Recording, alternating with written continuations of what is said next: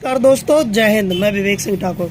दोस्तों, हमारे एलिमेंट्स के एंटी एलर्जी कपनेल के बैक टू बैक शानदार रिजल्ट सामने आते जा रहे हैं। उन्हीं में से एक सामने आया है। भाई साहब हैं जिनकी माताजी को काफ़ी समस्या थी। आइए खुद उन्हीं की जुबानी सुनते हैं। Sir, anti allergic cough syrup जो आपने दिया था, उन्होंने कहा था कि एक हफ्ते में लगभग असर दिख जाएगा।